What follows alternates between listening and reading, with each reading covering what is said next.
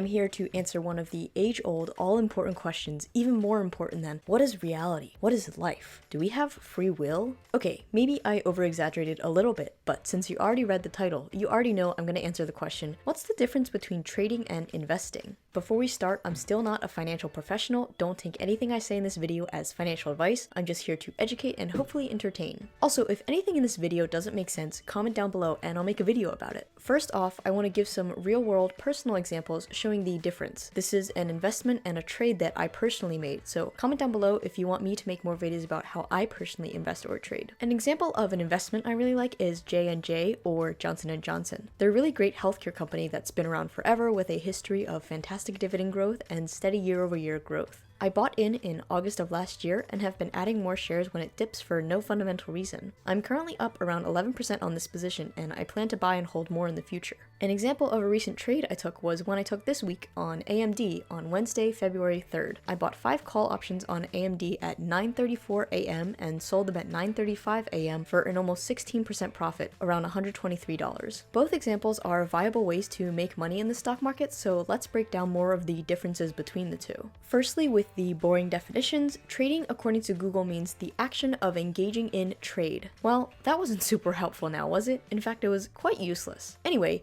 trading in the stock market is about making frequent short-term transactions with the goal of beating the market. Investing, as so helpfully defined by Google, is to expend money with the expectation of achieving a profit or material result with blah blah blah blah. In fewer words, it means buy something now that you think will go up in value in the future, which usually involves buying and holding securities for an extended period of time. For an analogy, consider the journey to financial freedom like a marathon. An investor is the runner who walks or jogs at a comfortable, consistent pace towards the finish line. A trader is the runner who does a mix of walking, sitting, sprinting, and occasionally running back towards the starting line. It's hard to say which runner would come out on top, but let's examine some of the differences. Also, side note, there are many methods of trading just as there are many ways to invest, and I'll cover types of each more in future videos, so subscribe if you haven't already. I'm going to compare investing and trading with the following metrics. Hopefully there should be timestamps, so feel free to jump around. 1. Risk reward. 2. The time required. And 3. The learning curve. Now, what we all care about, how much money can we make with either of the methods? Let's start with investing. In terms of returns, investing tends to be the more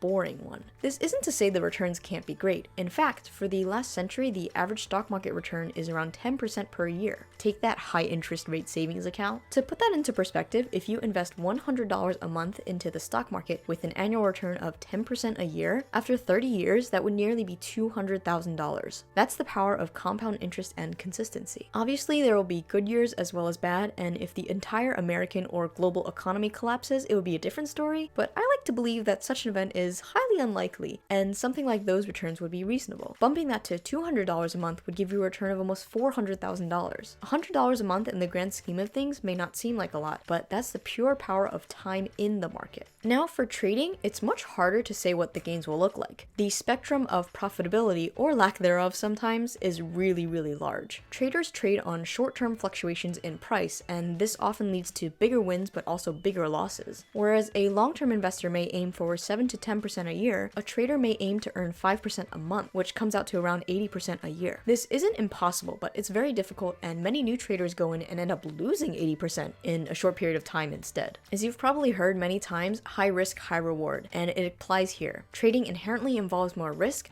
but the returns could be much higher. In investing in the long term, you don't really need every single stock to go up. You just need the general economy to grow. In trading, one really poor trade can blow up your account, or one really fantastic trade could make you a millionaire. Could you stomach the risk? In terms of time required, investing is definitely more passive. For investing, a valid method would be to continually add money into a broad ETF or index fund over the course of many years, and not really check the stock market or your portfolio on a daily basis. Trading is much more active. Trading is more similar to a job. You need to get up and learn every day, read the news, and make decisions. While it is true that full-time traders usually don't work 9 to 5, they also spend a lot of time learning, analyzing, reading news, and reviewing trades. Now for the learning curve, in my opinion, investing is much easier to get into. There's a lot of information, history, and analysis on the subject, and as previously mentioned, it doesn't take that much time once you get started, depending on how active you want to be. And now with popular instruments like ETFs and index funds, you don't even need to handpick stocks if you don't want to. to.